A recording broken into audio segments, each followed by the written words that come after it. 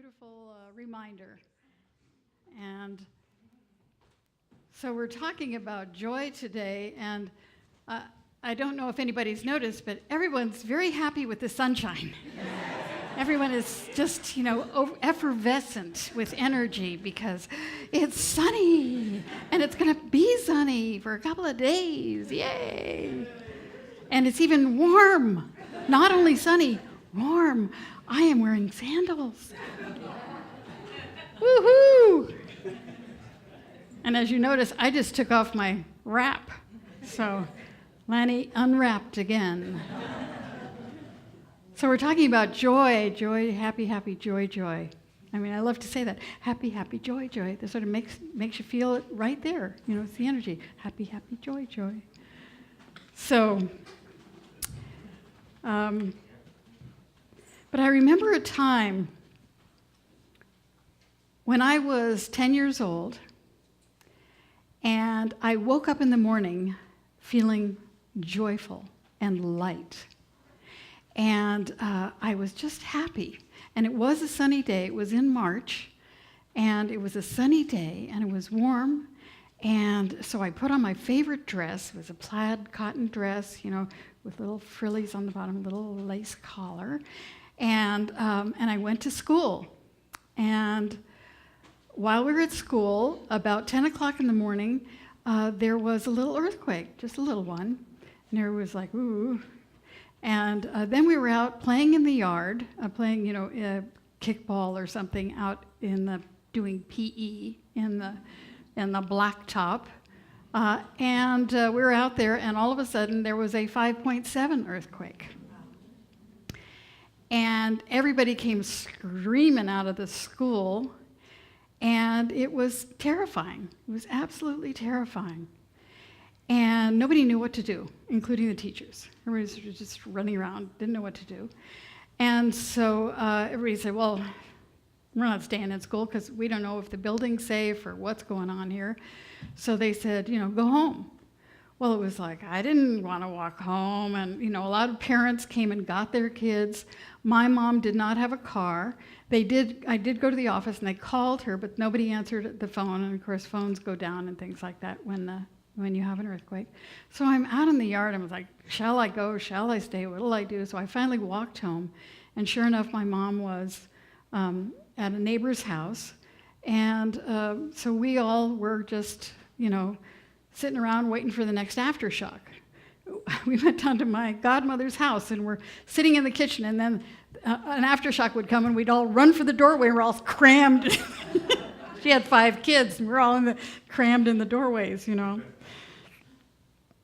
So what happened was, I associated joy with trauma. I thought that joy was an omen that trauma was on its way. So what happened was that got filed into my little childhood mind, into the basement of my mind, and I didn't realize that it was still there until I started doing this spiritual work and realized that I had a fear, if not an aversion, to joy. And that was a wonderful revelation. It was a wonderful thing to have happen. And I also recalled that my little sister, Carol, who had been sitting on the lawn when the first earthquake happened, she was with a girlfriend, and she thought, whoa, this is fun, let's have another one. So she wasn't terrified at all. She was enjoying the experience. So same external effect, whole different internal effect. Where do we take what happens to us? I had another experience where I was on a plane with my 2 nephews, and my sister, being a wise woman, was sitting across the aisle, and I was between the 2 boys. And so there was a 5-year-old and a 3-year-old. No, 2-year-old, 5-year-old and a 2-year-old. So we're all taking off, and the 5-year-old, when we're taking off, he grips the arms of the seat, and he's like, whoa! He's terrified. And the little one, the 2-year-old, he starts clapping. Fun! fun, he says, a fun. So same experience, entirely different. External experience the same, internal experience entirely different. We have the joy within us. It's right where we are. It comes from us. And so then I realized, this is something I realized last night as I was writing this talk, I realized that feeling of joy that I had in that morning was to remind me that no matter what happened, the joy was there. That the joy came before any experience. That the joy was already present in me before that day began. So when I want to find the joy, I have to remember that it's inside. When I looked at the difference between joy and happiness, happiness relates to an external experience. In, the Merriam-Webster, it says it's defined, happy is favored by circumstances. It's a lucky, fortunate. That's happy. And then joy is a very glad feeling, happiness, great pleasure, delight. So it's there already, regardless of the circumstance. So there's a wonderful book called This Life is Joy by Roger Teal, who is a minister in Denver at the Mile High Church there, which is a very large and prosperous community. And he wrote a story in here about an individual, and this is one of those archetypal stories where, I could say once upon a time, there was a seeker. Now this person initially sought pleasure, sought success, financial abundance, sought, all of the things, friends, lovers, opportunities, advancement, satisfaction, the good life as defined by our culture. And he had gotten all the things that said they would make you happy and fulfilled, and he was not feeling happy or fulfilled. He was feeling hollow. So he started seeking. And as Eric Butterworth says, a lot of us, are overread and underdone. And so he was seeking. But then he heard there was an awakened one that was nearby. And so he decided he had to go see this person. And he goes, through much trial and effort, he makes it to the encampment.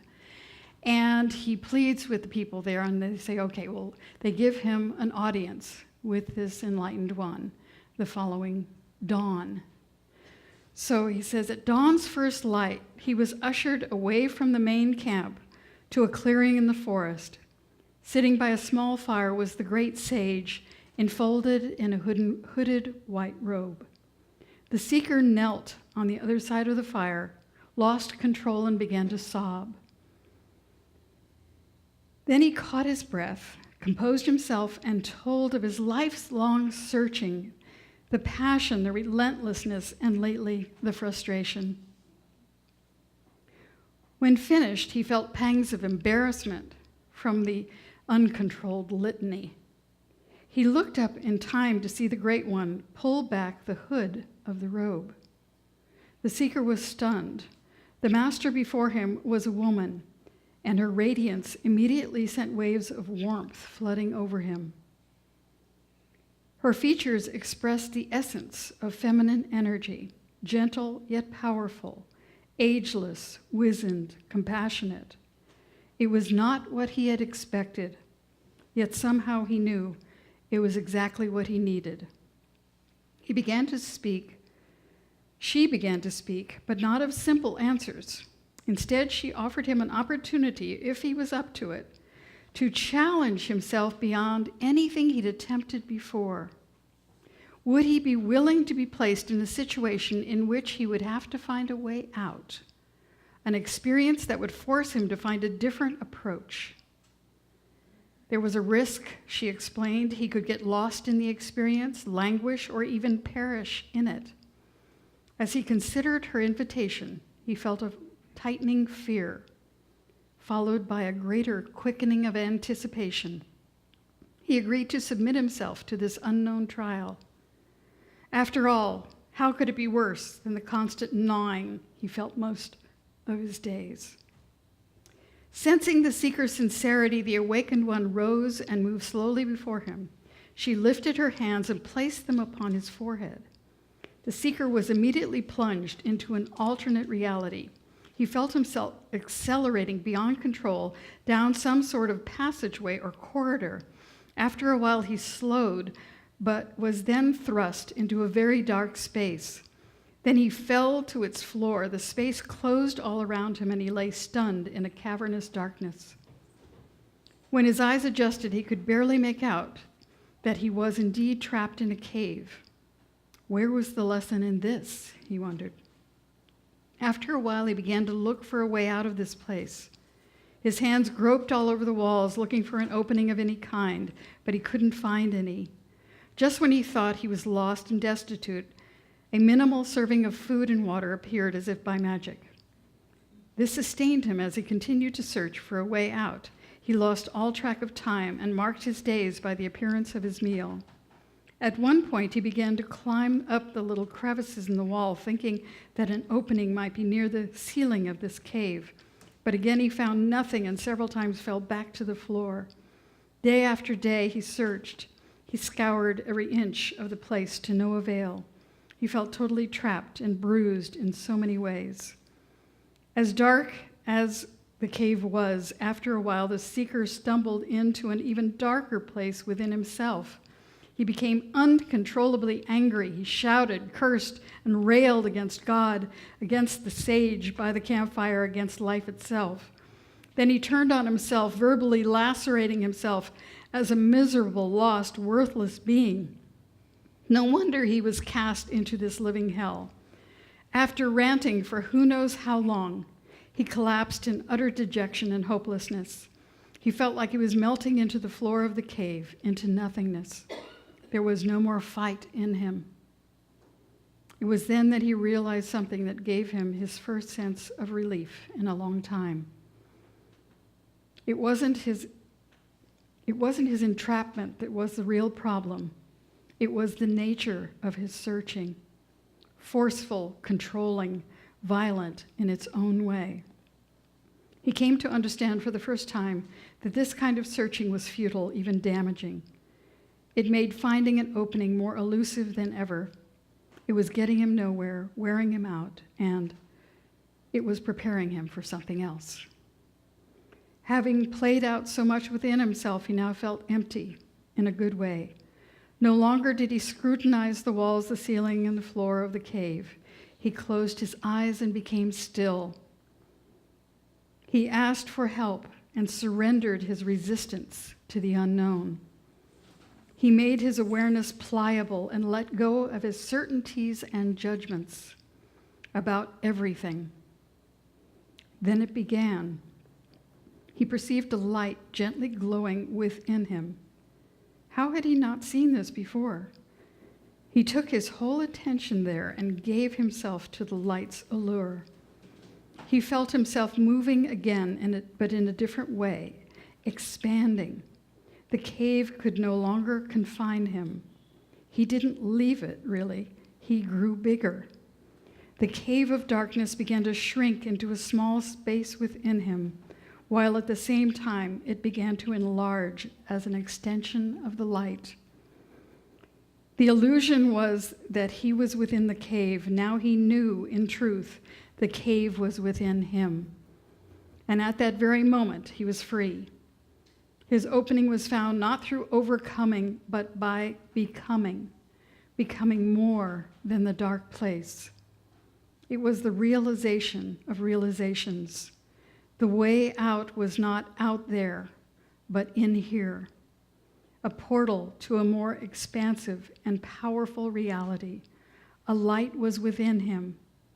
Then, in that very situation, all the time, no matter what. He relaxed and opened his eyes. To his surprise, he was sitting by that campfire again in the presence of the revered sage. He looked deeply into her eyes, and she smiled knowingly. Now he understood. A deep and marvelous joy surged forth from the wellspring he had discovered within himself, and he too smiled.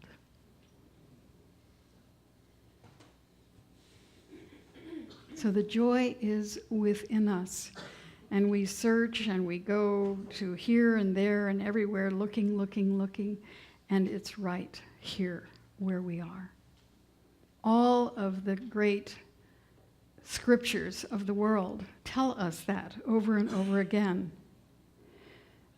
Jesus said, "In the world you have tribulation, but behold, I have overcome the world."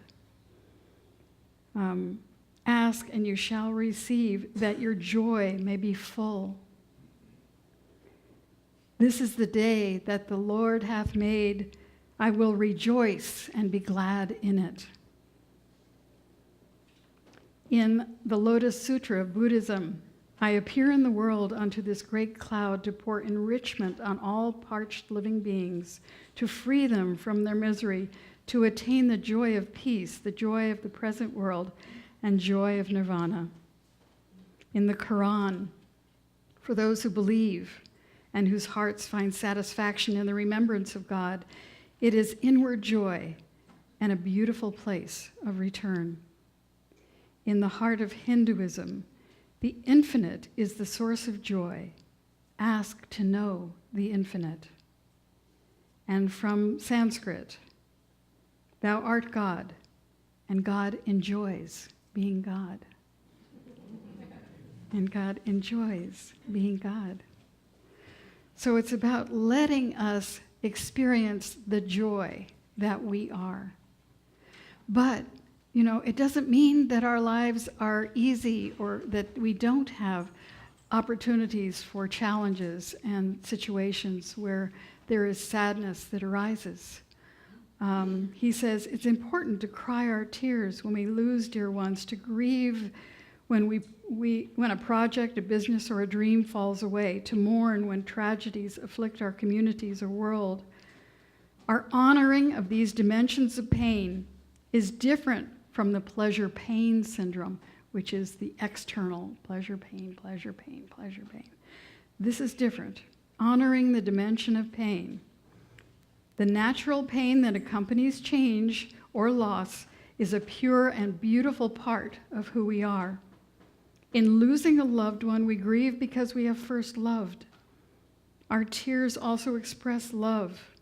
What is so important about simultaneously sensing spiritual joy is we realize that though we are feeling pain or grieving, in the same time, we are not without hope.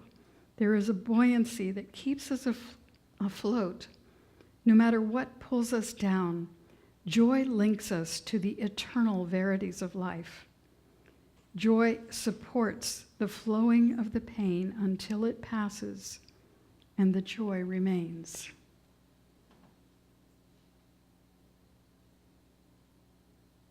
I had an opportunity to practice this week when I found that a dear friend of mine probably has cancer. And she was very upset and crying and just feeling hopeless because over the last 3-4 months, everything has been falling apart. She's got diabetes and she developed drop foot. And then on our vacation, she fell and tore her rotator cuff. And so she had that going on. So she had that pain. Then she got home. She started getting her sciatica came back. So she had the sciatica, the pain, the thing. And then she goes for the mammogram and said, "Oh, we think you have cancer." It's like, enough already. And so, we talked on the telephone for hours. And And so I prayed with her. And she got it. She got that, like everything, this is a temporary situation. And she remembered, like in the prodigal son when he's, feeding the pigs, and he says, I could go home to my father and work for him, and as one of his servants, I would have a better life. He came to himself, is what it says in the story. He came to himself. My friend came to herself. When we did that prayer, she realized that she did have those resources, that she was strong enough to move through this, that it was a situation that is, as it says so many times in the Bible, it came to pass. It came to pass.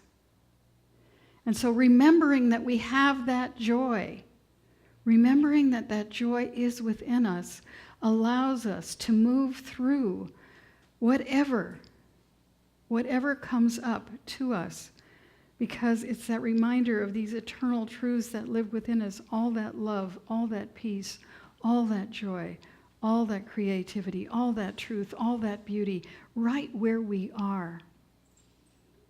And joy is such a beautiful, beautiful expression of it. In this book, Love and Law, that we've been reading this month, it says, no living soul can contribute one iota of peace or health or happiness to your life, and no living soul can take away one iota only as you allow it to flow through your consciousness. There is a stream of life running into every organ and function of your being. This stream is always there. It never stops for a second. If it did, the universe would cease to exist. Inexhaustible energy exists at the center of our being. Therefore, learn to live without effort. Activity is the joy of life flowing through you. Activity is the joy of life flowing through you. And I know when we were working on Friday night, when everybody was doing their thing, and all the things were the ticket takers and the square runners, the bartenders, the cookie sellers, all of that activity is the joy of God expressing. All of that. That's why we serve, because it's part of connecting with the joy of life. If you come next Sunday to that training, you get to be part of that joy. Because especially when you're doing it with other people and serving people, it is a joyful experience. Another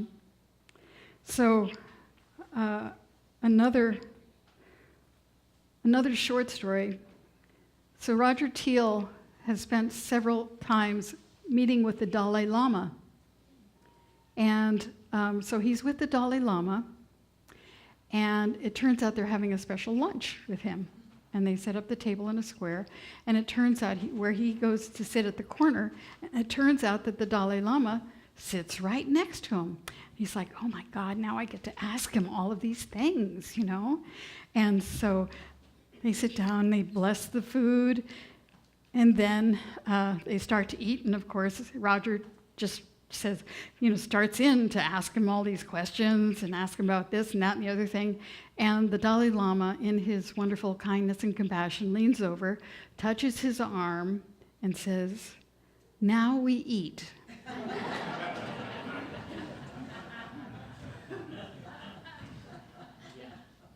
So part of it is being present where we are and enjoying the moment. Be present in the moment. Enjoy the moment, whatever it is. Know that if it's a challenge, it's come to pass, and there is joy somewhere in it. And, now my friend and I are talking every day, and we are laughing, and we are just working our way through this, and we're, finding the joy in just connecting in a deeper way through this particular passage of our lives. So,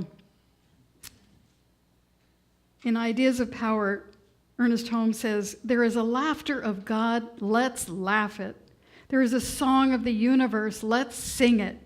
There is a rhythm of praise, let's praise it. There is a joy, a beauty, there is a deep, abiding peace. Let's experience it."